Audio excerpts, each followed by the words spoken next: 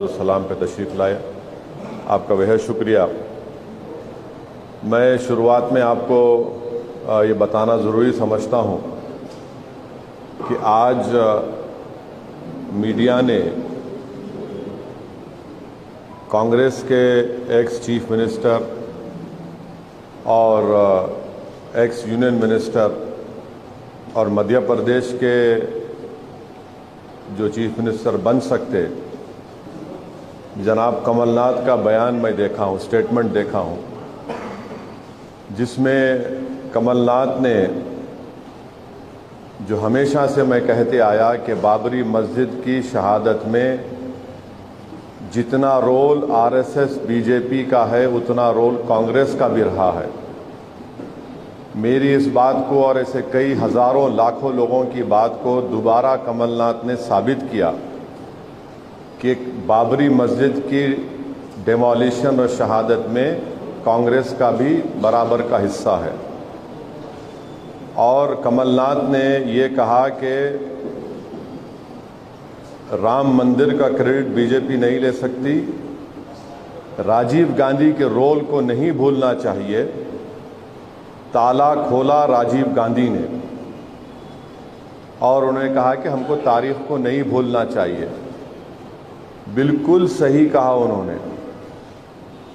तारीख को इसलिए नहीं भूल सकते कि जब पहली मर्तबा बाबरी मस्जिद के अंदर रात के अंधेरे में चोरों की तरह मस्जिद के अंदर जाकर उसमें आइडल्स को रखे गए थे मिंबर नबवी सल्लल्लाहु अलैहि वसल्लम पर, उस वक्त किसकी सरकार थी उत्तर प्रदेश में? कांग्रेस की थी। मुख्यमंत्री कौन था? जीबी पंत साहब थे। फिर उसके बाद मुसलमानों से मस्जिद को बंद कर दिया गया और पूजा की इजाज़त दी गई। उस वक्त भी देश में और उत्तर प्रदेश में कांग्रेस की सरकार थी। फिर मामला बड़ा ताले खोलने का, तो ये बात बिल्कुल सच है। राजीव गांधी के ही ज़माने में बाबरी मस्जिद के ताले धोखा देकर खोले गए थे, और उस ज़माने में मुस्लिम पक्ष को बुलाया तक नहीं गया, और जज साहब ने 25 या 30 पेज का ऑर्डर 5 मिनट में दे दिया। और उस ज़माने में कंप्यूटर नहीं था और टाइपराइटर था उस ज़माने में। बगैर सुने तो सरकार ने, राजीव गांधी की कांग्रेस सरकार ने ताले खुलवा दिए, और उसके बाद बूटा सिंह ने वहां पर शिलान्यास किया। तो ये बात कमलनाथ ने साबित कर दिया कि बाबरी मस्जिद को जो छीना गया है उसमें बराबर का रोल कांग्रेस पार्टी का बीजेपी आरएसएस के साथ रहा है। तो 48-49 से 6 दिसंबर 1992 तक बराबर कांग्रेस का रोल रहा इसमें, डेमोलिशन में और इसको काम करने में। 6 दिसंबर के दिन बीजेपी, विश्व हिंदू परिषद, आरएसएस ने सुप्रीम कोर्ट को ये वादा किया, गलत बोला, झूठ बोला कि वहां पर कुछ नहीं किया जाएगा बाबरी मस्जिद को उसके बाद डेमोलिशन कर दिया गया। तो ये सच्चाई है, और इसमें बराबर कांग्रेस का और बीजेपी आरएसएस का रोल रहा है। मैं तो ये पूछना चाहूँगा कांग्रेस के नेताओं से कि क्या आप लोग क्यों सेकुलरिज्म का एक झूठा चेहरा जनता के सामने हमेशा पेश करते आ रहे हैं? मैं पूछना चाहूँगा राहुल गांधी से कि क्या आपके वालिद जब देश के प्रधानमंत्री थे तो क्या उन्होंने बाबरी मस्जिद के ताले खुलाए थे? नहीं खुलाए थे। मैं पूछना चाहता हूं कांग्रेस के तमाम लीडर से जो अपने आप को बड़ा सेकुलर और लिबरल कहते हैं, बल्कि अंदर से जितना नफरत उनके दिलों में है, हिंदुत्व की आइडियोलॉजी पर दोनों चलते हैं। कांग्रेस भी चलती है और आपके बीजेपी भी चलती है। अब वो बताएं इसके ऊपर। ये सच्चाई है। कमलनाथ जो कह रहे हैं वो बिल्कुल सच कह रहे हैं, वही असली कांग्रेस का चेहरा है। और कमलनाथ साहब का एक बहुत बड़ा रोल भी रहा है जब 84 में सिखों का जेनोसाइड हो रहा था दिल्ली की सड़कों पर, उस वक्त हम पूछना चाहते हैं कमलनाथ से और कांग्रेस से कि क्या कमलनाथ और कांग्रेस पार्टी नहीं जानती कि रिकाबगंज के गुरुद्वारे में क्या हुआ? कमलनाथ जानते हैं। बहरहाल ये इनका बयान जो आया है, इससे कांग्रेस पार्टी का रोल उन्होंने एक्सेप्ट किया है बाबरी मस्जिद के डिमोलिशन में, बाबरी मस्जिद को मुसलमानों से छीनने के लिए, बल्कि मुसलमान नहीं बल्कि जो इस देश के रूल ऑफ लॉ को मानते हैं, जो इस देश में सुप्रीमेसी ऑफ लॉ को मानते हैं, जो सही मानों में सेकुलरिज्म को मानते हैं, लिबर्टी को, जस्टिस को मानते हैं, उनको जो शुरू से कह रहे थे कि ये मिले हुए हैं, मिल के सामने आ गया। और एक बात ये है कि जब ये बात कमलनाथ कह चुके हैं तो हम तो उम्मीद करेंगे कि देश के प्रधानमंत्री नरेंद्र मोदी जब जनवरी में कुछ फंक्शन करने जा रहे हैं वो, हाँ, तो हम उम्मीद करेंगे कि देश के प्रधानमंत्री राहुल गांधी को भी अपने साथ में लेके जाएं, क्योंकि जो काम उनके वालिद ने शुरू किया उसको मोदी जी मुकम्मल कर रहे हैं। तो देश के प्रधानमंत्री को चाहिए कि अपने साथ राहुल गांधी को भी लेके जाएं, ये अच्छा रहेगा, राम और श्याम की जोड़ी रहेगी। तो इन दोनों को, प्रधानमंत्री को हम चाहिए कि, क्योंकि प्रधानमंत्री की पार्टी आरएसएस ने भी पूरा बराबर का हिस्सा अदा किया। अब आप बोलेंगे सुप्रीम कोर्ट का जजमेंट है, बिल्कुल मैं मानता हूं सुप्रीम कोर्ट का जजमेंट है, सुप्रीम कोर्ट का जजमेंट है। Supreme court is supreme but not infallible. Supreme court ने यह भी कहा कि मुसलमानों ने मंदिर नहीं तोड़ी थी। और हैरत की बात यह है कि वो क्रिमिनल ट्रायल में किसी को सजा नहीं हुई। आप देखो कैसा एक सीक्वेंस देखिए आप, उस वक्त से लेके अब तक किसी को सजा नहीं हुई, माने सब मौजूद थे। दिल्ली में कांग्रेस की सरकार, उत्तर प्रदेश में बीजेपी की सरकार, जमीन पर पूरे आरएसएस और बीजेपी के नेता हैं। तो ये कमलनाथ का बयान कांग्रेस के असली चेहरे को जाहिर करता है और राहुल गांधी नाटक कर रहे हैं, ये उनका असली चेहरा है। तो राहुल गांधी और नरेंद्र मोदी को चाहिए कि राहुल को भी साथ ले लें, दोनों साथ लेकर जाएं। भाई आपने तो हमसे छीन लिया। अगर 6 दिसंबर को 1992 को मस्जिद शहीद नहीं होती तो क्या जजमेंट आता? अगर ताले बगैर मुस्लिम पक्ष को खोले नहीं खोले जाते तो क्या होता? अगर जब मस्जिद में मूर्तियां रखी गई रात में तो आप अगर साफ कर देते, मुसलमानों को दे देते तो क्या होता? नहीं, कुछ नहीं होता। तो ये बराबर का इनका हिस्सा है।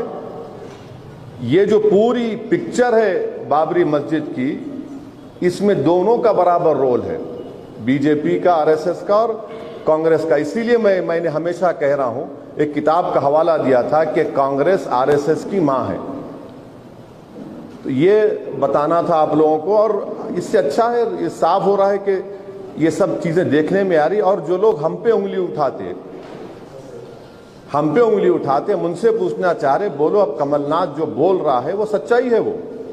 अब कमलनाथ के बयान पर ये कांग्रेस के लोग क्या बोलेंगे? राहुल गांधी जो बड़ा बड़ा अस्तीन उठाकर भारत जोड़ो बोलते, क्यों झूठ बोलते तुम?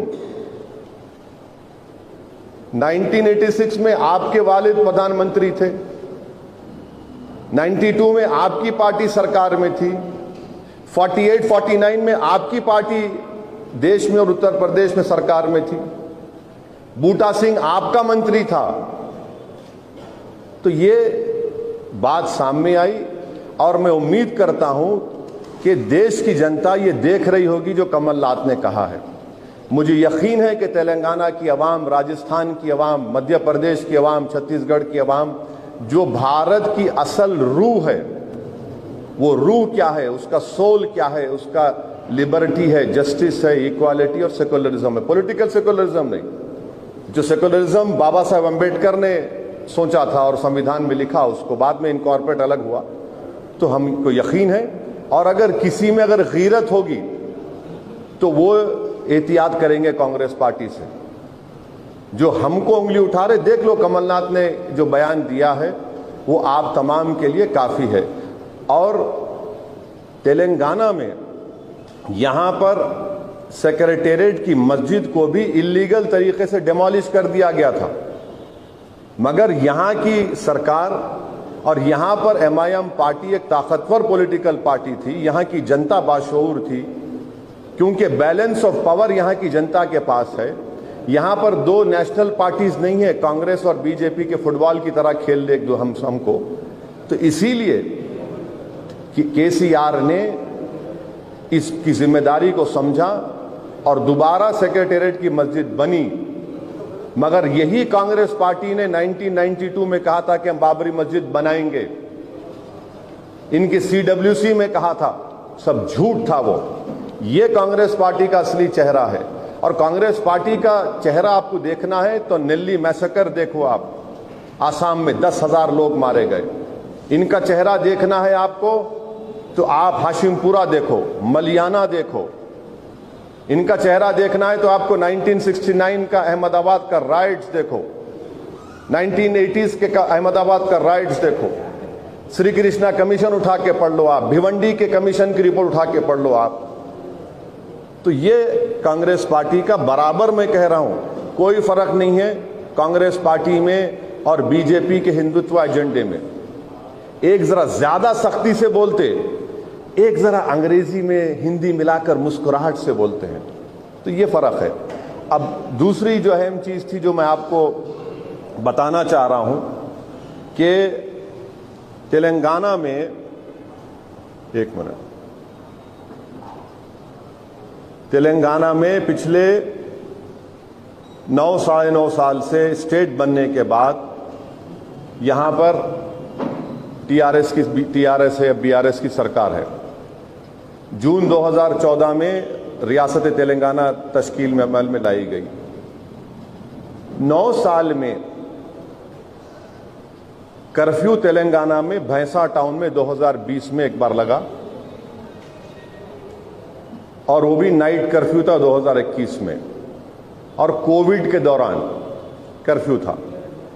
जब कांग्रेस पार्टी तेलंगाना में इख्तिदार में थी 1990 से, 90 में भी इख्तिदार मिला उनको, फिर राजशेखर रेड्डी 2004 में 90 में चन्नारेड्डी साहब बने थे, फिर एन जनार्दन रेड्डी साहब थे, बीच में तेलुगु देशम आई, फिर 2009 में ग्रेट राजशेखर रेड्डी ने 2004 में कांग्रेस को दोबारा लेकर आए थे।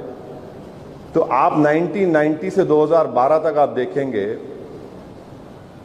11 कर्फ्यू नाफिज हुए थे हैदराबाद में, पूरे तेलंगाना में 10 हैदराबाद में थे। और कितने दिन का कर्फ्यू था? 113 दिन का। 1990 से 2012 तक 113 दिन का कर्फ्यू हैदराबाद में था। और 2014 से 2023 नवंबर की तारीख, आज की तारीख तक 2 बार कर्फ्यू लगा भैंसा में और फिर कोविड में। और जब 1990 और 2012 से आप देखेंगे हैदराबाद में, निजामाबाद में, मेदक में, नलगुंडा, रंगारेड्डी, आदिलाबाद में, करीमनगर, महबूबनगर, ये पूरे कम्युनल सेंसिटिव डिस्ट्रिक्ट्स कहलाते थे। आज अल्हम्दुलिल्लाह यहां पर डेवलपमेंट हो रहा है, यहां पर पीस है। हैदराबाद बल्कि तेलंगाना GDP के लिहाज से पर कैपिटा इनकम हाईएस्ट है। ये दूसरी चीज़ है। और मुझे यकीन है कि तेलंगाना की आवाम जब 30 नवंबर के दिन वोट डालने जाएगी, वो इन तमाम बातों का नोट लेगी और एक अच्छा फैसला करेगी। तीसरी बात यह है कि मजलिस इत्तेहादुल मुस्लिमीन, अल्हम्दुलिल्लाह आवाम ने, अल्लाह सुब्हाना व तआला का करम है कि अल्लाह ने हमको कामयाबियों से हमकिनार किया है। 2018 में हमने 8 उम्मीदवार खड़ा किए थे, 7 अरकान असम्बली हमारे मुंतखब हुए अल्हम्दुलिल्लाह। मैं आपको बताना ये चाह रहा हूँ कि आवाम का साथ मजलिस के साथ रहा, इंशाअल्लाह है और मुस्तकबिल में रहेगा। इसलिए कि मजलिस इत्तेहादुल मुस्लिमीन आवाम के दरमियान में रहकर काम करती है। मजलिस इत्तेहादुल मुस्लिमीन आवाम के गम में, आवाम की तकलीफ़ में, आवाम के दरमियान में रहती है। और अल्हम्दुलिल्लाह दारुस्सलाम का ये मजलिस का दफ्तर हफ्ते में 6 दिन खुला रहता है और बहुत से आप लोग माशाल्लाह से आते हैं। आप देखते हैं कि हमारा काम करने का तरीक़ा सबसे अलग है, मुनफरिद है। तो मजलिस के साथ अरकान असम्बली कामयाब हुए। अब ज़ाहिर है हमको अपने अरकान के उम्मीदवारों के नामों का ऐलान करना है, मगर मैं ये बताना ज़रूरी समझता हूँ कि अल्हम्दुलिल्लाह जितने मजलिस के अरकान असम्बली जिसको अवाम ने मुंतखब किया, उन्होंने मेहनत की, जुस्तजू की, अपने लिहाज से काम करने की कोशिश की। मैं इन तमाम का शुक्रिया अदा करना चाहता हूँ, हमारे तमाम मौजूदा अरकान असम्बली का। और साथ ही साथ मैं बात बताना ज़रूरी समझता हूँ कि मजलिस इत्तेहादुल मुस्लिमीन इस असम्बली, तेलंगाना के असम्बली इलेक्शन में हम लोग मौजूदा 7 असम्बली हलकों के साथ साथ राजेंद्र नगर और जुबली हिल पे भी अपना कैंडिडेट खड़ा करेंगे। तो 9 असम्बली हलके पर मजलिस इत्तेहादुल मुस्लिमीन तेलंगाना के असम्बली इलेक्शन में हिस्सा लेगी। और मैं आपके बात बताना ज़रूरी समझता हूँ कि 2018 में ही ये बात तय हो गई थी कि 2023 में जब असम्बली के इंतखाबात होंगे तो अहमद पाशा कादरी साहब और मुमताज़ अहमद खान साहब की जगह पर किसी और उम्मीदवार को मौका दिया जाएगा। अहमद पाशा कादरी साहब तो हमारे लिए एक स्टालवर्ट हैं और मेरे ख्याल से वो मजलिस के जितने लोग आज पुराने बुज़ुर्ग जो बरसों से वाबस्ता हैं मजलिस से, मेरे ख्याल से अब्दुल वाहिद ओवैसी को देखने वालों में शायद अहमद पाशा कादरी हैं और थोड़े बहुत लोग हैं। वो हमारे वालिद सुल्तान सलाहुद्दीन ओवैसी के बड़े क़रीबी साथी थे। अहमद पाशा कादरी साहब की जो खिदमात मजलिस के लिए हैं वो नाकाबिल फ़रामोश हैं। मुझे अच्छी तरह याद है कि मैं और अकबर की हमारी उम्र होंगी 10 या 11 साल की, और उस वक्त से मैं और अकबर हमारे वालिद की जीप में बैठकर तेलंगाना के, उस वक्त के आंध्र प्रदेश के डिस्ट्रिक्ट्स में दौरा करते थे। तो उस वक्त मेरे वालिद के साथ, सालार के साथ अहमद पाशा कादरी साहब, रहमत हुसैन, मरहूम रहमत हुसैन जैदी साहब, अल्लाह उनकी मग़फ़रत करे, शेख मोहम्मद अख्तर साहब, ये लोग जाते थे। मैं उस ज़माने से अहमद पाशा कादरी साहब की वाबस्तगी को देखा हूँ। अहमद पाशा कादरी साहब कई मरतबा सालार के साथ जेल में भी गए और बहुत कम लोग जानते हैं कि अहमद पाशा कादरी साहब जेल में मरहूम कायद के सामने बैठकर नाते सुनाते थे जेल में। और अहमद पाशा कादरी साहब की जितनी मैं तारीफ़ करूँ, उनकी खिदमात के बारे में बोलूँ, वो बहुत कम होगा मेरे लिए। और बेइंतहा बेलोस तरीक़े से मजलिस की खिदमत करते आए और इंशाअल्लाह मुझे यकीन है कि आइंदा भी वो मजलिस इत्तेहादुल मुस्लिमीन की और खिदमत करेंगे। मुझ जैसे कमज़ोर इंसान की वो रहबरी भी करेंगे, अपने मशवरों से मुझे आरास्ता करेंगे।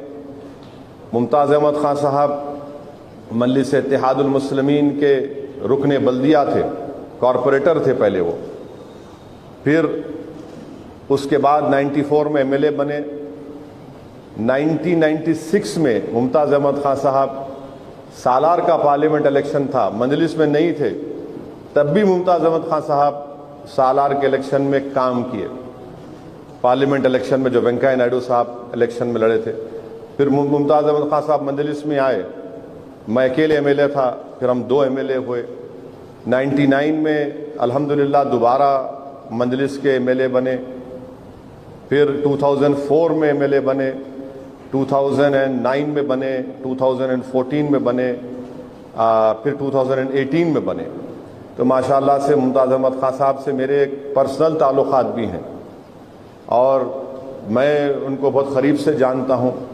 मैं इस मौके पर उनकी मरहूम वालदा का जिक्र करना इसलिए ज़रूरी समझता हूँ कि उनकी मरहूम वालदा बड़ी नेक बख्त खातून थी और इतना मुझसे मोहब्बत से पेश आती थी। अल्लाह उनकी मग़फ़रत करे वो मरहूमा की। बड़ी मोहब्बत से उनकी वालदा मुझसे मिलती थी। मैं जब कभी भी उनसे मिला, झुक के मिला, मेरे सर पे हाथ रख कर दुआएँ देती थी। अल्लाह उनकी मग़फ़रत करे और ख़ास तौर से मुमताज़ अहमद खान साहब के वो दो मामू मसूद शाह खान साहब जो शिकागो में हैं, ये लोग अपनी जवानी में मजलिस का साथ दिए थे। आज अमेरिका में है, क़याम पजीर हैं, अल्लाह उनकी हर मुश्किल को आसान करे। वो लोग बड़ी मोहब्बत से सरपरस्ती करे, आज भी करेंगे, मुझे यकीन है। फिर मैं इस मौके पर नहीं भूलना चाहूँगा हमारे कलीम हसन साहब को। कलीम हसन का भी बहुत बड़ा रोल रहा इसमें। फिर हमारे बैंक के एक मैनेजर थे हशमत साहब, अल्लाह उनको भी खुश रखे। तो मुमताज़ खान साहब से मेरे ताल्लुक़ात एक ज़ाती लेवल पे अच्छे ताल्लुक़ात हैं और बराबर रहेंगे।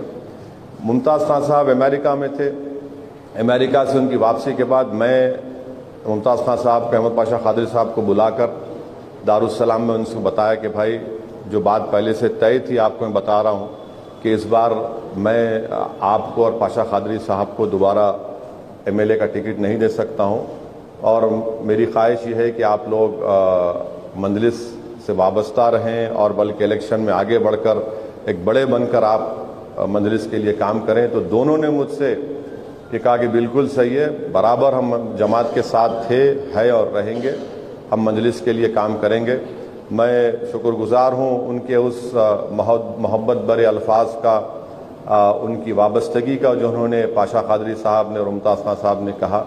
और मुझे यकीन है कि इस इलेक्शन में पाशा कादरी और मुमताज़ खान साहब दोनों मजलिस इत्तेहादुल मुस्लिमीन के लिए काम करेंगे, मजलिस के उम्मीदवारों के लिए काम करेंगे, और उनका एक बड़ा तजुर्बा है, हम उस तजुर्बे से फ़ायदा ही हासिल करेंगे। और आज के दिन मैं जो है चंद असम्बली सीट के उम्मीदवारों के नाम का ऐलान कर रहा हूँ आपके सामने। तो मैंने जैसा आपसे कहा कि 9 असम्बली कॉन्स्टिट्यूंसीज पर मजलिस इलेक्शन लड़ेगी, जिसमें मौजूदा 7 एमएलए की कॉन्स्टिट्यूंसी है, राजेंद्र नगर की असम्बली कॉन्स्टिट्यूंसी और जुबली हिल्स है। तो आज मैं बहादुरपुरा, राजेंद्र नगर और जुबली हिल्स के कैंडिडेट्स का ऐलान नहीं करूंगा, वो शॉर्टली करूंगा आपके सामने। और सबसे पहली बात तो यह है कि हमारे पार्टी लीडर अकबरुद्दीन ओवैसी दोबारा इंशाअल्लाह चंद्रायन गुट्टे से मजलिस के उम्मीदवार रहेंगे। अहमद बलाला साहब मलकपेट से मजलिस इत्तेहादुल मुस्लिमीन के उम्मीदवार रहेंगे। कौसर मोहिउद्दीन साहब कारवान से मजलिस इत्तेहादुल मुस्लिमीन के उम्मीदवार रहेंगे। फिर माजिद हुसैन नामपल्ली से मजलिस इत्तेहादुल मुस्लिमीन के उम्मीदवार रहेंगे। याकूतपुरे से जाफर हुसैन मेराज साहब इंशाअल्लाह मजलिस इत्तेहादुल मुस्लिमीन के उम्मीदवार रहेंगे। और चार मीनार से एक्स मेयर जुल्फ़िकार साहब मजलिस इत्तेहादुल मुस्लिमीन के उम्मीदवार रहेंगे। तो ये अहम बातें मुझे आपको बताना था, ये आपको बता चुका हूँ। अगर आपके कोई सवालात हैं, ये 3 असम्बली हलकों का ऐलान कब होगा मैं जल्दी कर दूंगा, क्योंकि आज से नॉमिनेशंस की तारीख शुरू हुई है, तो ये करूँगा। और इंशाअल्लाह मुझे यकीन है कि अल्लाह सुब्हाना व तआला हमारे पूरे उम्मीदवारों का वो एमएलए बनेंगे, कामयाब होंगे, अवाम की उनका साथ मिलेगा, अवाम की दुआएं, अवाम का वोट उनको मिलेगा इंशाअल्लाह ताला। और हमारी कैंपेन का आगाज़ भी कल परसों से शुरू हो जाएगा। तो दूसरे 3 असम्बली हल्के जात का इंशाअल्लाह मैं जल्द से जल्द आपके सामने नामों का ऐलान कर दूंगा।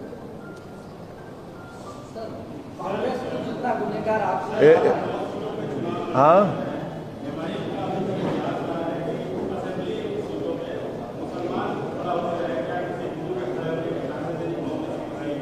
नहीं प्रमोद साहब, आप जानते हैं कि हमारे पास कई हमारे दलित बैकवर्ड क्लास के भाई कॉरपोरेटर्स भी हैं, तो इंशाअल्लाह ताला देखिए क्या होता है।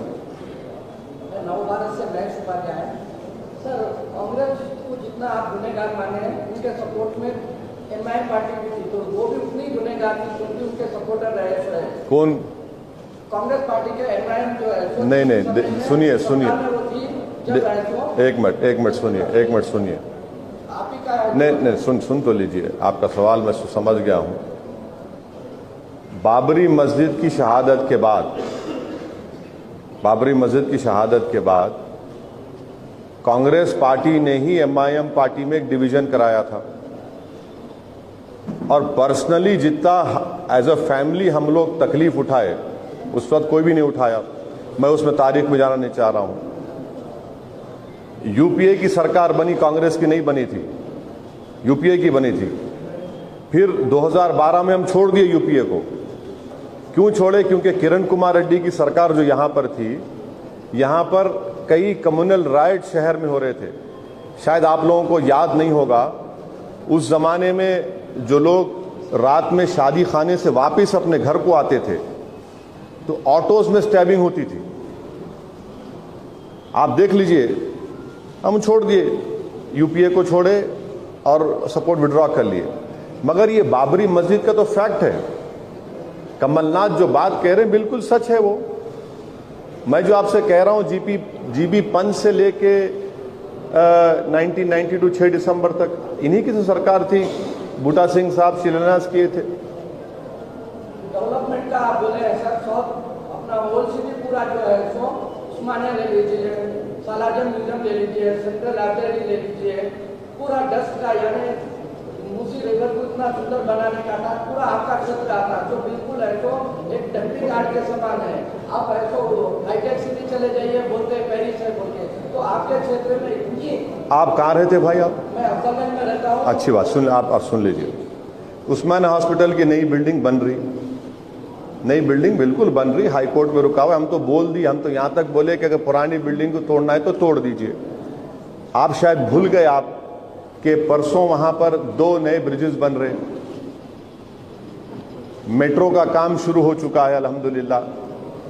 चौथी बात आप बोल रहे थे, हाँ और एक बात आपको बता रहा हूं, बापू घाट से लेके, बापू घाट मालूम ना आपको, बापू घाट से लेके मूसा नदी से मूसाराम बाग तक एक नई रोड का आरडीपी बन चुका है। ये काम हम फ्यूचर में कराएंगे। अब रहा सवाल आपके अफजलगंज का, आपका एमएलए कौन है? आप नहीं सुनिए, सुन तो लीजिए। नहीं देखिए, सुन तो देखिए, आप मेरे से बहस करना चाह रहे तो आप जर्नलिस्ट बनिए या पॉलिटिकल एक्टिविस्ट बन जाइए। आपका एमएलए कौन है? उनसे पूछना जरा। चलिए सेकंड सवाल। हाँ हाँ,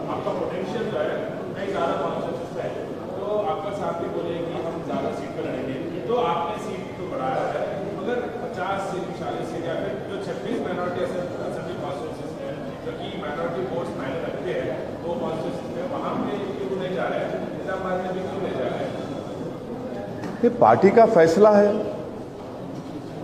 पार्टी का फैसला है। अब भाई, अब आपका टीवी चैनल हर जगह नहीं गया तो मैं पूछ सकता हूं क्या? भाई केबल पे आपका चैनल नहीं आता बाज़ वक़्त, अब उसका क्या जवाब देंगे आप? आपके मैनेजमेंट का फैसला है, तो हमारा भी फैसला है। और हम खुला बोल दिए, जहां पर एमआईएम का कैंडिडेट रहेगा वहां पर आप वोट डालिए, जहां पर नहीं रहेगा आप मामू का साथ दीजिए।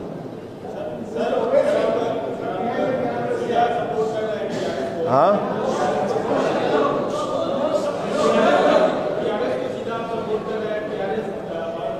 अभी पिछले दिनों में देखने को आया कि आप बीजेपी पे 10% अटैक कर रहे हैं तो 90% कांग्रेस पे कर रहे हैं। वही आप किया है, तो ऐसा क्या है कि आप बीजेपी पे उतना अटैक नहीं कर रहे हैं जितना अटैक आप कांग्रेस पे कर रहे हैं? भाई साहब, आप कहने कोई तराजू अगर है तो बता दीजिए, मैं तोल लेके बोलता हूं। बीजेपी के बारे में जितना मैं बोल रहा हूं वो तो कोई बोल ही नहीं रहा है। बीजेपी को बराबर बोल रहे, दोनों को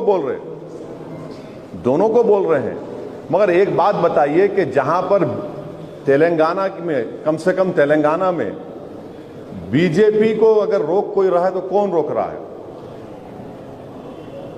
और अगर जहां पर कांग्रेस और बीजेपी का मुकाबला, वहां बीजेपी आगे बढ़ रही है। यहां पर तो तेलंगाना में बीजेपी को रोक रहे हैं ना, कोशिश कर, और आप आज कल भी रोकेंगे।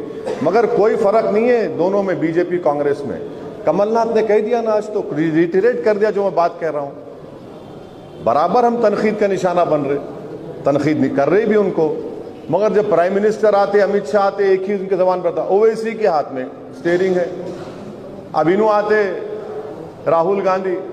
अरे भाई, कम से कम आप लोग समझाइए उनको कि त्रिपुरा नहीं लड़े हम, आसाम नहीं लड़े भाई, कैम्ब्रिज के पढ़े हैं शायद, वो डेवलपमेंट स्टडीज पढ़े। अरे भाई जरा कोई बताइए उनको।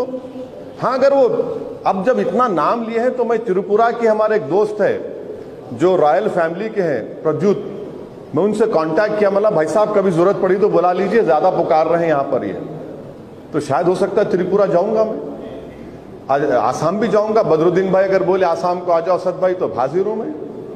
इनको समझाइए, बोले जाते हैं। अच्छा ये बताइए, पैसे लिए, अरे भाई साहब पैसों की कदर कीमत तुम्हारे पास हो गई, हमारे पास मोहब्बत की कदर कीमत है, हमारे पास जज्बे की कदर कीमत है, हमारे पास खिदमत की कदर कीमत है। 2008 में न्यूक्लियर डील जब हो रही थी, आप कभी जगन मोहन रेड्डी से सुनना ये बात, जगन मोहन रेड्डी से पूछना कि रात के 12:30 बजे 34 अशोक रोड पर गाड़ी में कौन आके मुझसे मिले थे और उसमें कौन एमपी बैठे हुए थे, 2 एमपी बैठे हुए थे, और असदुद्दीन ओवैसी ने क्या जवाब दिया था। कभी पूछना जगन मोहन रेड्डी से आप। नहीं, वो हंस के मुस्कुरा के हा बोल के आपको बहुत अच्छा मुस्कुराते हमारे दोस्त। अरे भाई 2008 में तुम्हारा साथ दिए न्यूक्लियर डील में, जब खड़े होकर हम तकरीर किए, तुम्हारे को वोट दिए, जब तुम कितने पैसे दिए थे राहुल गांधी बताओ। फिर किरण कुमार रेड्डी की सरकार थी यहां पर, तेलंगाना के कांग्रेस के एमएलएज रिवोल्ट कर रहे थे, आंध्रा के कांग्रेस के एमएलएज रिवोल्ट कर रहे थे, हम सपोर्ट किए किरण कुमार रेड्डी को। कितने पैसे दिए थे राहुल गांधी की पार्टी हमारे को। तीसरे प्रणब मुखर्जी का प्रेसिडेंट इलेक्शन था, यूपीए की मीटिंग हो रही थी, मैं हिमाकत किया उस मीटिंग में, नहीं कर, मैंने बाज लोग बोलने के आदत है ना, मैं बोल दिया, मैंने देखो तेलंगाना आंध्र प्रदेश से आपको क्रॉस वोटिंग होंगी। फौरन मीटिंग के बाद doctor Manmohan Singh prime minister, मरहूम अहमद भाई पटेल, अल्लाह उनकी मग़फ़रत करे, और मैडम सोनिया गांधी अहमद भाई के बोले ओवैसी भाई आप मत जाओ, अगर अलग बात करना है। मैं रुक गया। उसके बाद मेरे को बुला के बोले जरा ये काम करना है आपको। मैं बोला मैं क्या कर सकता हूं, जेल में आप डाले उसको, मैं नहीं डाला। बोला आप किसको भिजाओ, बोले नहीं आपको जाके बात करना पड़ेगा, आपका दोस्त है। जेल में जाके जगन मोहन रेड्डी से मैं कन्विंस किया। जगन मोहन रेड्डी तो आधा घंटा बात ही करने तैयार नहीं थे मेरे से। बातचीत हुई, बातचीत के बाद जगन मोहन रेड्डी मेरे को बोला असद भाई आप बाहर निकल के बोल दो मीडिया को चंचलोड़ा जेल में कि मैं सपोर्ट करूं। बोला मैं नहीं करता भाई काम, ये आपका डिसीजन, आप बोलो, मैं कन्विंस करने आया, आपका शुक्रिया, आप कन्विंस हो गए। फिर जगन मोहन रेड्डी को मैं बोला, जगन मोहन रेड्डी बोले फिर प्रणब मुखर्जी आए तो मेरी मां से मिल सकते क्या। बोला बराबर मिलेंगे, आप रिकॉर्ड उठाकर देखो, प्रणब मुखर्जी जब एयरपोर्ट से उतरे जगन मोहन रेड्डी की मदर के पास पहले जाके मिले थे, असदुद्दीन ओवैसी काम कराया था। आप भूल जाते, सुनिए, आप भूल जाते इन चीजों को। अमेठी आप हार गए, अमेठी हार गए, मेरी वजह से हारे, या फिर स्मृति ईरानी से पैसे ले लिए थे आप। बोलो, अरे बोल सकते ना, मैं भी बोल सकता हूं। आप स्मृति ईरानी ने पैसे दिए थे कि आपको जो हार गए आप, और क्या आपने 2014-19, अच्छा 19 में तो आप पार्टी प्रेसिडेंट थे, पार्टी प्रेसिडेंट आप थे, आपने कितने पैसे लिए मोदी से बताओ। मैं तो सिर्फ 3 लोकसभा की सीट लड़ा राहुल गांधी, तुम तो 400 कितने लड़े, 500 लड़े, और वो लड़के तुम 40-45 पे आए, तो तुम मोदी से कितने पैसे लिए बताओ मेरे को।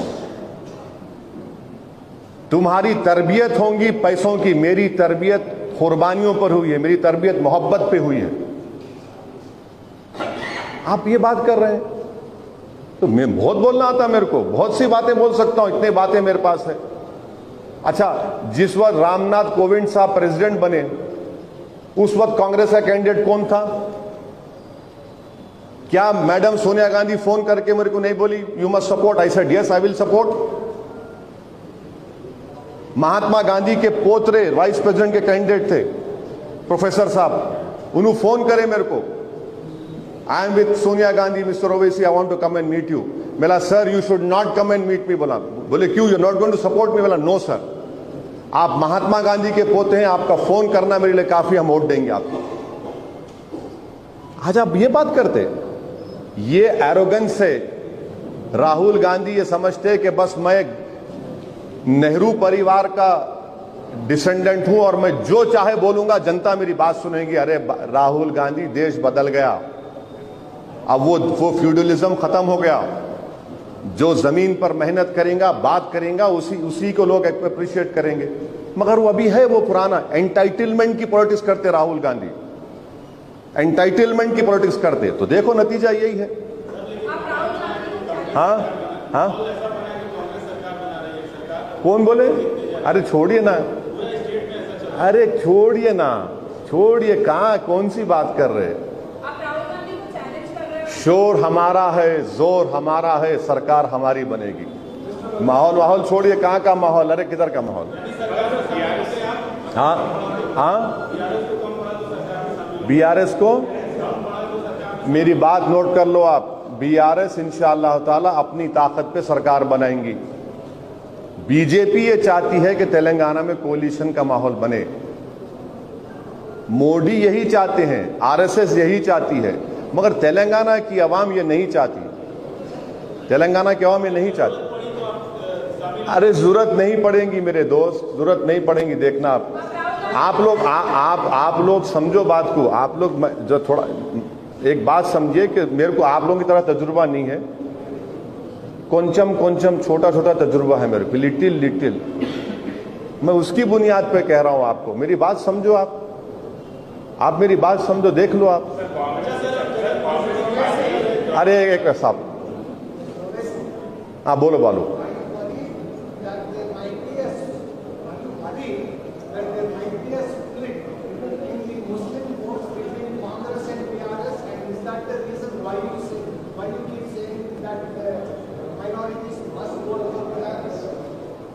No, I am not worried. Why should I be worried? I am confident that every section of the society would vote for all the 9 MIM candidates and make their MLAs. And every section of Telangana society, whether they are backward classes, scheduled caste, scheduled tribe, minorities, upper caste, farmers, every section would vote for Mamu. हाँ, एक करके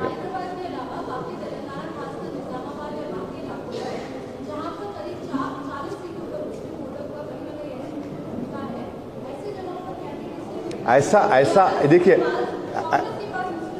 नहीं ऐसा है ना, मैं खड़ा करता तो देखो इनको कामयाब करने खड़ा कर रहे, नहीं खड़ा कर रहे तो भी तकलीफ है। अब मेरे पास कोई दवा नहीं है किसके पेट के दर्द को दूर करने की। खड़ा करे तो भी सर में दर्द, नहीं खड़ा करे तो भी पेट में दर्द। अब ये सर की पेट की दर्द की सियासी दवा नहीं है मेरे पास। मैं अपनी पार्टी के हक में जो सही फैसला रहेगा वो फैसला हम लेंगे। और हमारा मकसद ये है कि तेलंगाना में पीस रहे, प्रॉस्पेरिटी रहे, तेलंगाना में तरक्की प्रोग्रेस होता रहे।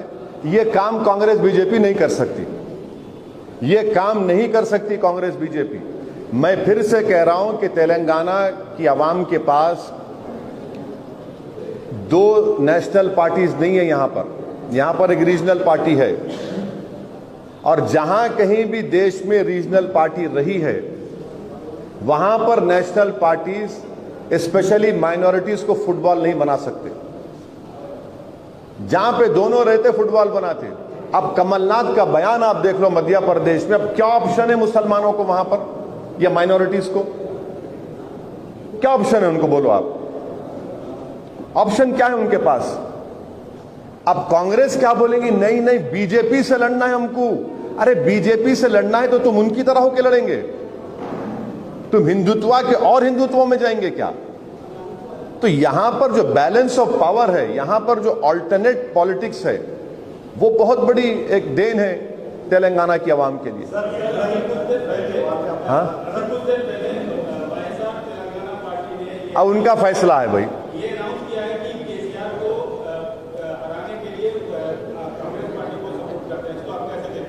छोड़ अरे छोड़ दीजिए ना, वो कौन है मेरे को नहीं मालूम, उनका वजूद ही नहीं है।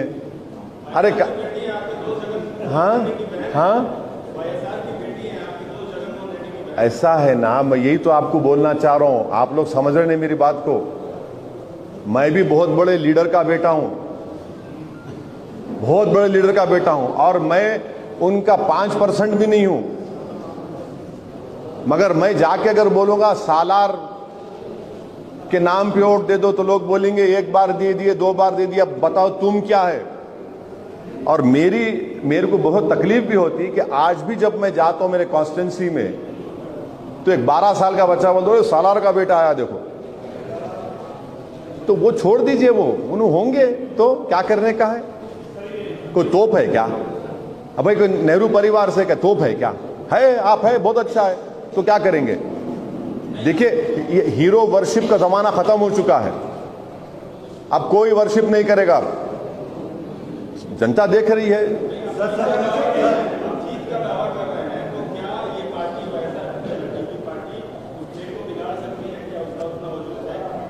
अरे उनका वजूद ही नहीं है यहां पर मेरे दोस्त, वजूद ही नहीं है। वहां जाकर मिल लिए थे कांग्रेस से, फिर कुछ बना नहीं, बोले इलेक्शन लड़ेंगे, वजूद ही नहीं है उनका। क्या बोलना उनके बारे में, छोड़िए ना, क्या वक्त खराब कर रहे हैं।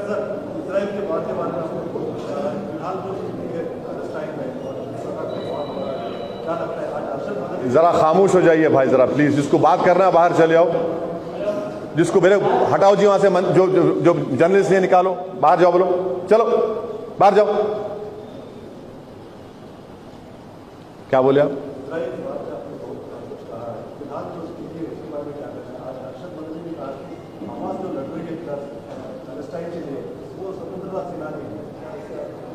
मैं ये कह रहा हूं कि गाजा में जेनोसाइड हो नहीं बल्कि हॉलोकॉस्ट हो रहा है।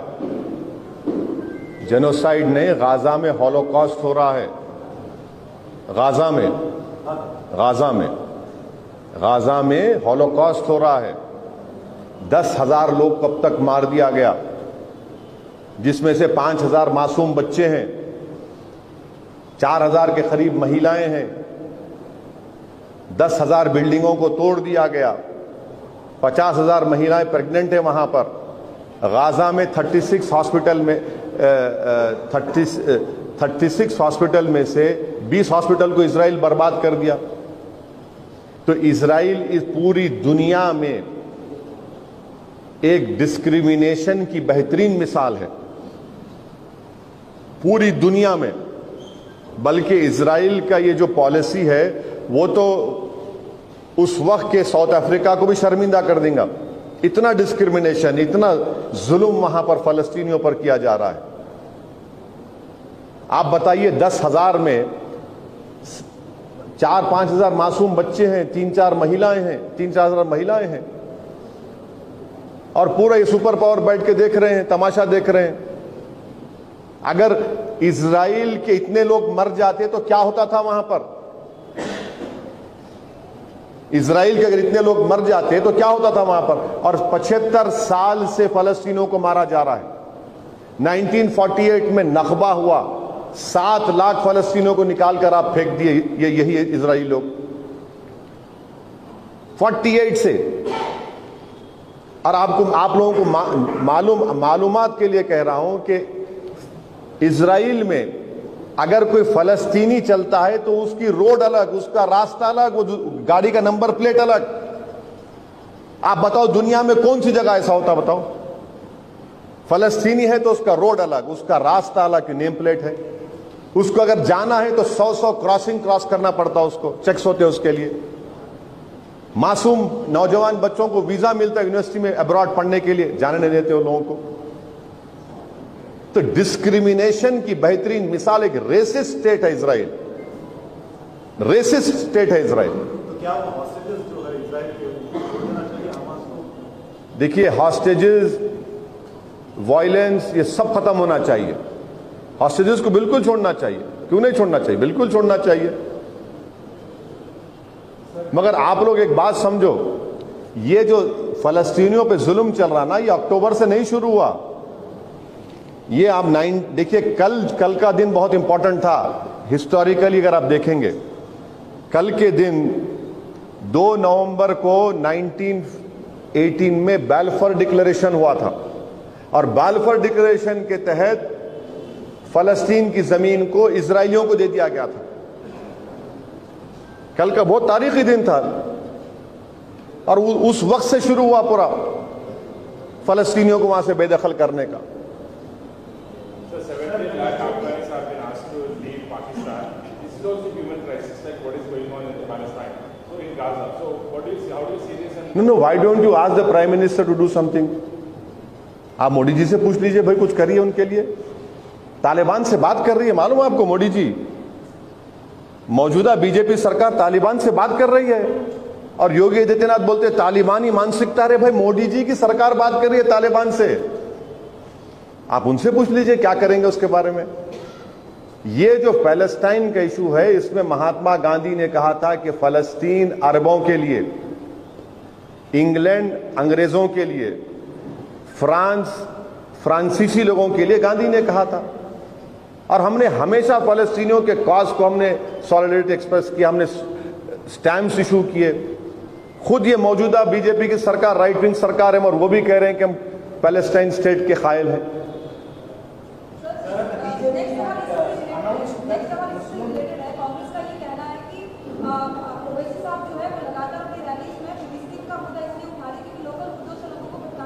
हाँ, अच्छा लोकल मुद्दों से लोगों को भटका रही है, इससे जानबूझ के इंटरनेशनल मुद्दों को लाया जा रहा है। अच्छी बात है। आप बोल दीजिए कि फलस्तीन में कुछ नहीं हो रहा, बोल दो ना फिर कांग्रेस पार्टी। फलस्तीन में पूरा अमन है, फलस्तीन में पूरा नहरें बह रही हैं, दूध मिल रहा है, बच्चे नहीं मर रहे हैं, अस्पताल बर्बाद नहीं हो रहे हैं, 11 लाख लोग बेघर नहीं हुए हैं, सब खुश हैं। कल बोल दे राहुल गांधी, क्यों नहीं बोलेंगे? बोल दीजिए, आप बोलिए ना, क्यों नहीं बोलते आप? बोलिए आप बोल दीजिए ओवैसी गलत कह रहा है, झूठ कह रहा है, फलस्तीन में कुछ नहीं हो रहा है, फलस्तीन में 5000 बच्चे नहीं मरे हैं, फलस्तीन में 4000 महिला नहीं मरी हैं, ओवैसी झूठ बोल रहा है, ये बीजेपी से मिला हुआ है फलस्तीन के मान, वो भी बोल दो। या बोल दो कि फलस्तीन से मुझे पैसा मिला है, वो भी बोल दो। कौन रोक रहा उनको? बके जा रहा हूं जुनू में क्या क्या, वो मामला है इनका। लेकिन फिलिस्तीन के मसले पे, हाँ फिलिस्तीन के मसले पे लोग आपसे पूछ रहे हैं हाँ। कि आप विश्व बिरादरी से, भारत सरकार से, प्रधानमंत्री से अपील कर रहे हैं कि वो सब चीजें रोका जाना चाहिए, लेकिन आपने कभी हमास से अपील की कि वैसा मत करो? हमास से अपील की कि ऐसा मत करो? मैं उनका स्पोक्स पर्सन हूं। नहीं, मैं उनका नहीं, मैं सुनिए, देखिए मैं उनका स्पोक्स पर्सन हूं। नहीं, सुनिए, मैं उनका स्पोक्स पर्सन हूं। मैं भारत सरकार को अपील कर सकता हूं। वो किए क्या सर प्रधानमंत्री से आप? हाँ सर, आप इतना गुस्से में क्यों आ रहे आप? अरे आप थोड़ा पानी पीजिए। अरे इतना पानी दो भाई। अरे आपको इतनी तकलीफ कहीं को हो रही? अरे पानी पियो इतना। आप डायरेक्ट लिंक कर, अरे भाई साहब, आप देखो, आप जर्नलिस्ट है, जर्नलिस्ट बनो, जर्नलिस्ट बन के रहो। आपका एक व्यवहार है, आपका एक बहुत बड़ा व्यवहार है। आप इतना गुस्से में क्यों आ रहे भाई मेरे? आराम से, आराम। मैं नहीं कह रहा हूं, कहीं भी नहीं जा रहा हूं, मेरा दफ्तर है। आप आए यहां पर, बुलाया आपको, शुक्रिया। बोलो क्या बोलना है, मैं बोलता हूं। प्राइम मिनिस्टर सुनो, आपको चाहिए कि पार्लियामेंट की वेबसाइट पे जाइए, कितनी स्पीचेस मेरे लोकसभा में फलस्तीन के ऊपर देख लो। आप देखो भाई, मैं 4 मरतबा का MP अल्हम्दुलिल्लाह कामयाब करा। मैं हर बार बोल रहा हूं, प्राइम मिनिस्टर से अपील कर रहा हूं। मैं क्यों हमास से अपील करूंगा? मेरे क्या सगे है उन्होंने? नहीं, मेरे ससुराली रिश्तेदार भी नहीं है, दूर तक भी नहीं है। सुनो आप, मैं भारत का हूं और बाबा आदम के जमाने से हम यहां पर है, समझे ना आप? तो ये हम कर रहे हैं। अब गवर्नमेंट से अपील कर रहे हैं, गवर्नमेंट को बोल रहे हैं, गवर्नमेंट एड भी दी उनको राफा से। हाँ बोले, आप नहीं देखे तो मैं क्या करूं सर? मेरी गलती थोड़ी है सर।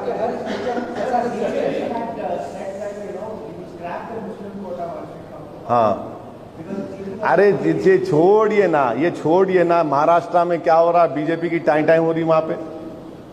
अच्छा, ये रिजर्वेशन की बात पे नहीं, रिजर्वेशन की बात पे बीजेपी, कांग्रेस, एनसीपी, दोनों शिवसेना बोल रहे मराठाओं को रिजर्वेशन देंगे। भाई मुसलमान क्या करना फिर? मुसलमान क्या करना महाराष्ट्र में, जबकि Maharashtra high court has upheld the Muslim reservation. आप हाई कोर्ट का जजमेंट पढ़ो, in education they have upheld, not in employment. 50 आप क्यों नहीं बोल रहे? कांग्रेस नहीं बोल रही, महाराष्ट्र की एनसीपी नहीं बोल रही, बीजेपी नहीं बोल रही और दोनों शिवसेना नहीं बोल रहे, मगर वोट होना रिजर्वेशन नहीं देंगे। ये कौन सा इंसाफ है भैया? बराबर दीजिए हमारे मराठा भाइयों बहनों को, मुसलमान को भी दो ना भाई। आप कौन रोक रहा? आपको बोलते ही नहीं, नहीं मत बोलो, बोलना नहीं, बोलना क्यों नहीं बोलना? हम बोल रहे हैं महाराष्ट्र में मराठाओं को रिजर्वेशन मिलना, दंगरों को मिलना, मुसलमान को भी मिलना। मुसलमान का सोशल एजुकेशनल बैकवर्डनेस एक्सेप्ट किया हाई कोर्ट ने और उसकी बुनियाद पर इंपेरिकल एविडेंस कोर्ट ने महमूद रहमान कमेटी को एक्सेप्ट किया और उसको देना चाहिए, बराबर देना चाहिए मराठाओं को। अब यहां के यहां बोल रहे खत्म करेंगे। बाबू महाराष्ट्र को देखो जरा, वहां पे फिक्र करो, यहां पर तो है, यहां पर हमारे सुधीर कमेटी की रिपोर्ट है, हमारे पास इंपेरिकल एविडेंस है। और बीजेपी समझ रही है ऐसा बोलने से कुछ हो जाएगा, कुछ नहीं होगा। अच्छा, जो बोल रहे रिजर्वेशन नहीं देंगे उन्होंने खुद इलेक्शन नहीं लड़ रहे, अंबरपेट से भाग गए उन्होंने। आप लोग पूछ रहे नहीं, कोई नहीं पूछ रहे आप लोग, नहीं आप लोग कोई नहीं पूछ रहे। हैरत हो रही मेरे को, अरे कोई नहीं पूछ रहे, क्यों नहीं लड़ रहे इलेक्शन? हाँ अच्छा, उनको नहीं उन्होंने क्यों नहीं लड़ रहे भाई? हाँ दूसरे भी तो लड़ रहे हैं, दूसरे भी तो लड़ रहे हैं ना। हाँ नहीं पूछ रहा हूं मैं, खाली दिमाग में ये आप ऐसा पूछतेगा तो दिमाग खुलते रहता मेरा।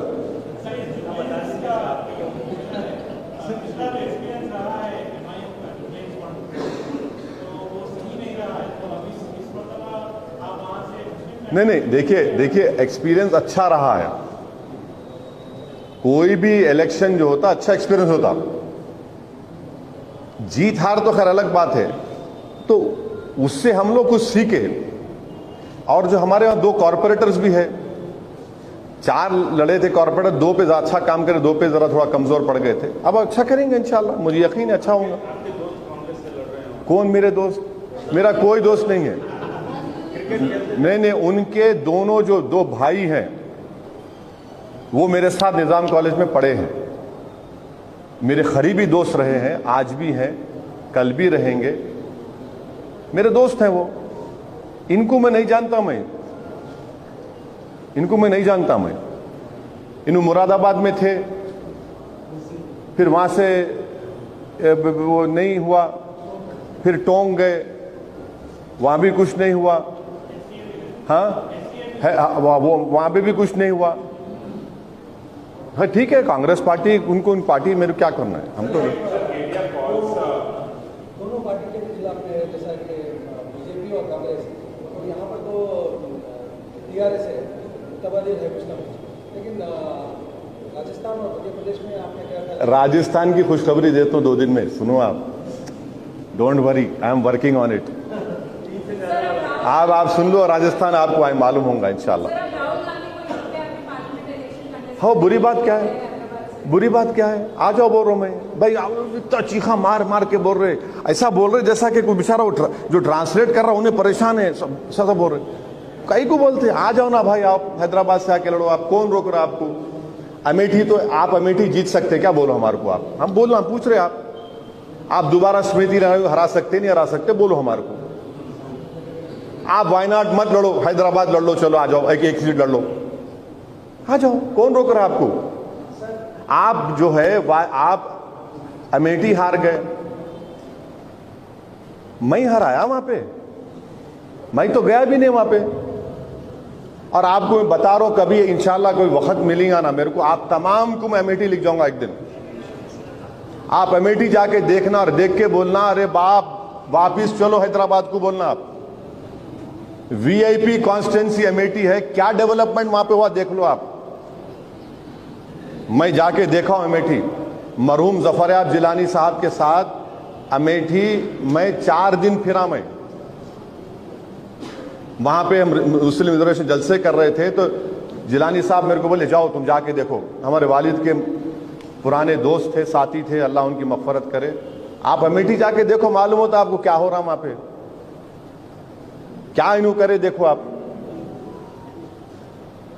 सर आप कांग्रेस को बोल रहे हैं कि यहाँ पर तेलंगाना में कुछ नहीं होने वाला है, दूसरी तरफ देखें तो कांग्रेस दावा कर रही है कि 9 दिसंबर को यहाँ पर सीएम कैंडिडेट का वोट भी लेने के लिए एलपी स्टेडियम बुक हो गया है। हाँ 9 दिसंबर को हम बोलते ना होम मिनिस्टर भी नामपल्ली से तय हो गया। हाँ नामपल्ली कैंडिडेट। अरे भाई मैं तो ये सुना कि पूरी कैबिनेट बन गई, मैं तो ये सुना कि फूल का हार भी पहन लिए, मैं तो ये सुना कि जीत भी गए। अब क्या बाकी रहा भाई, अब तो कुछ जरूरत ही नहीं है, हो गया पूरा खेल ही खत्म हो गया। अब क्या बाकी रहा, हो गया, आगे हो गया, क्या करेंगे? क्या मस्खरापन है। अभी तो जंग शुरू हुई प्यारे, अभी तो शुरू हुई, अब मैदान पे सब आएंगे। अब देखो आप क्या ये बाय हो गया, ये हो गया, वो बुक करा लिए, ये बुक करा लिए, इससे पहले भी बुक कराए थे। माजिद साहब है, पूछो उनको आप, 1999 में कौन दिल्ली को जाके फूल का हार पहन लिए थे? 3-4 लोग। होता है इनके पास, यही कल्चर है। मैं तो सुना कि झगड़े हो रहे, नहीं मैं बनता हूं तू बनता हूं बोल के। कर्नाटका में आप देखो, कांग्रेस के 10 MLA हॉलीडे पे जा रहे थे और नहीं जाना बोल दिए। फिर कोई बोले दुबई को ले जाते, नहीं जाना बोल रहे। अभी मैं सुना कि अभी कोई बोला है कि मैं मुख्यमंत्री बन सकता हूं। ये कांग्रेस पार्टी का कल्चर है, इनको ऐसा रहता मामला। सर ऑल इंडिया पॉपुलर में कुछ बोलना है? हाँ केटीआर साहब बोल रहे हैं। केटीआर साहब अपनी बात करेंगे, मैं अपनी बात करूंगा ना, मैं कहीं उनकी बात करूंगा, उन्होंने अपनी बात करेंगे, मैं अपनी बात करूंगा। तो आप भी राहुल गांधी को क्रिटिसाइज कर रहे हो? मैं क्रिटिसाइज कर रहा हूं, बिल्कुल कह रहा हूं, मैं तो बोल रहा हूं ना, उन्हें भूलने की आदत है उनको बेचारों को।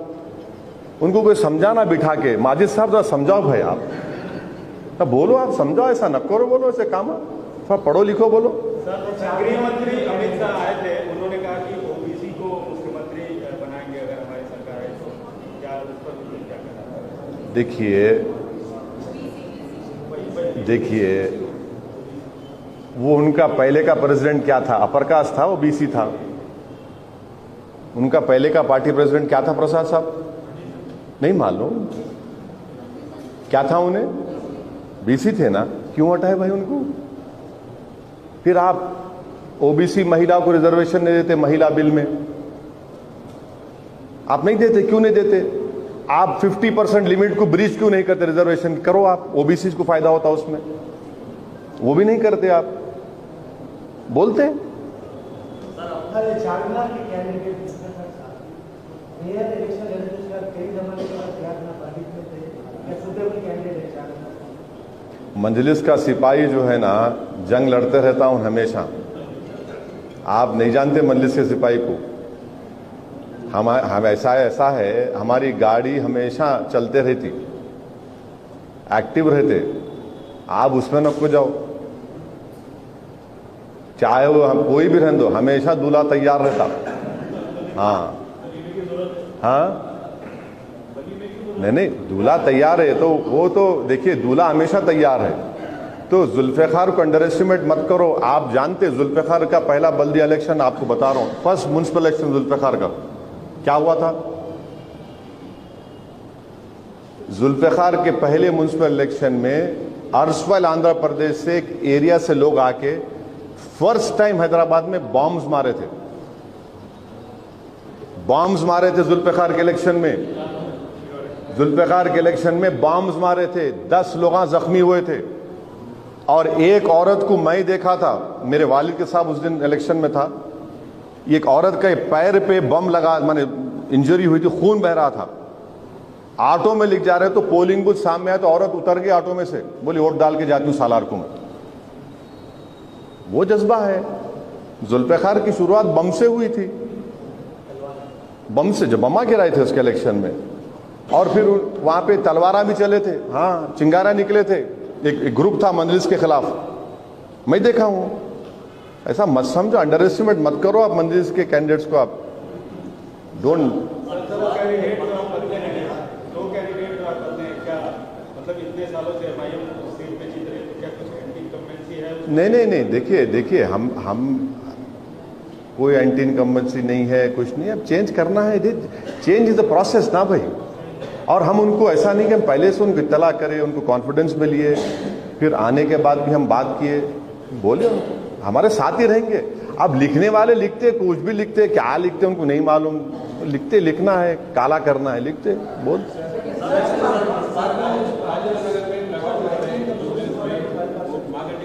है, हाँ, हराना है उनको, हाँ हराते हैं, जीतना है हमारे को, हमारा एमएलए बनना। आप समझ रहे हैं हमको, हम जीतने को लड़ रहे इलेक्शन वहां पे, हम बराबर दोनों के खिलाफ कैंपेन करेंगे।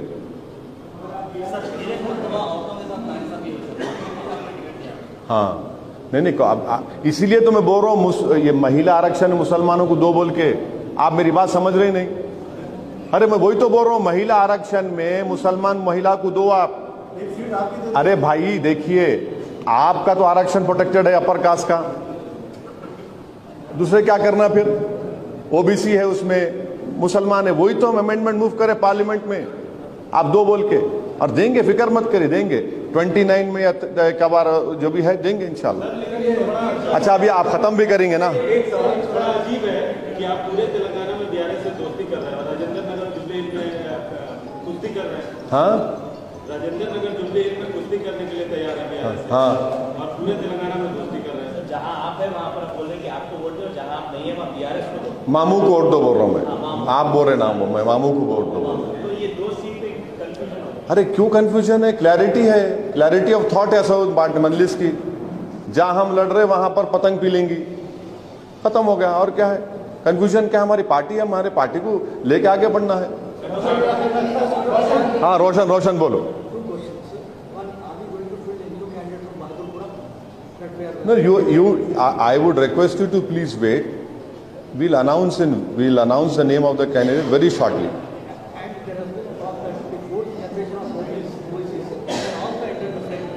अरे अब भाई, you write, how can I authenticate your news? No, I cannot stop you from writing what you want. But when you write something, you take a reaction from me to authenticate what you have written. I cannot comment on it. No, I cannot comment on it. See, you have the right to write whatever you want. That is your right. My right is not to authenticate what you are writing. I will reply to in a different way. Of hiking the Muslim quota to 12%. Sir, please understand that 4% is on a Supreme Court stay. 4% is on a Supreme Court stay, and that too a constitutional bench. Now, anyone who's saying this, can they give me an assurance that reservation will not be taken away if this is removed? So that is why 4% is there. Let us continue with this, and the day the Prime Minister or any government one day will have to breach the 50% reservation limit, that is the time you increase the reservation. But right now it is on a Supreme Court stay. How can you go over about, how can you violate the Supreme Court judgment? Please tell me. Try to understand what I am saying. There is a Supreme Court judgment which has allowed you 4%. You cannot violate the Supreme Court judgment. How can you violate the Supreme Court judgment? Sir, आपका भी regret आया क्या? किसका क्या? अरे ठहरो भाई, मैं बोलता हूँ आपको, भाई कुछ तो जल्दी कर। हाँ हाँ तीन जो सीट्स थे उसका ऐलान आप बाद में करेंगे। हाँ। अब वो उसमें क्या एक खातून को आप देंगे सीट? देखिए ना, ठहरिए ना। वैसे मेरे ऊपर है, खातून है, फिक्र मत करिए आप। आपके ऊपर नहीं है तो नहीं मालूम मेरे को, मेरे ऊपर तो है।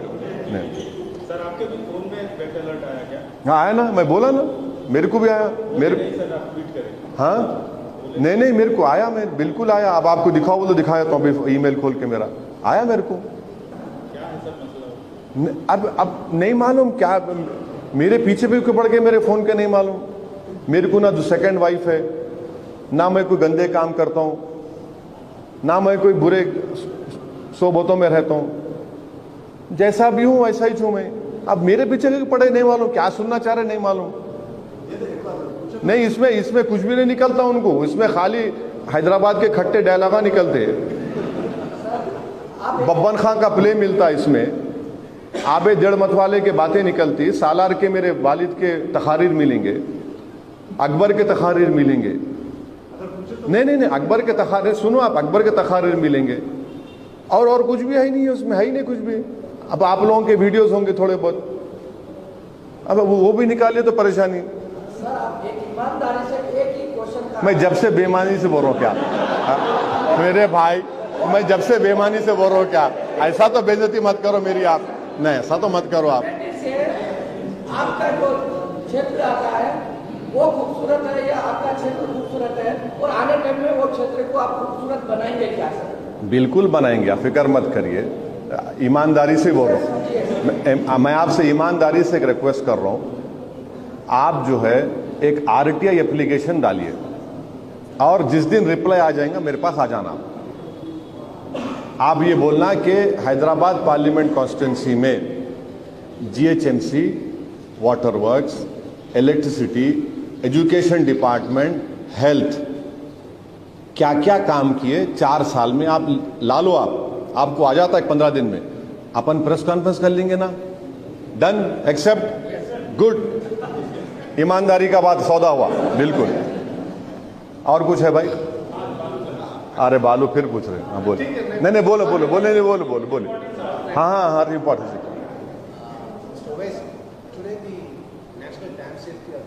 National Dam Safety Authorities report on Ramesh is out, where they have said that there are serious problems in design and construction. Right. They are holding the government and the irrigation department responsible for the flaws. Right. I'm not sure if it has come to your notice. I have not read it, but I have read the statement of Mr. K.T. Ramarao that all the rectification costs will not be borne by the state government. This is what he has said on record.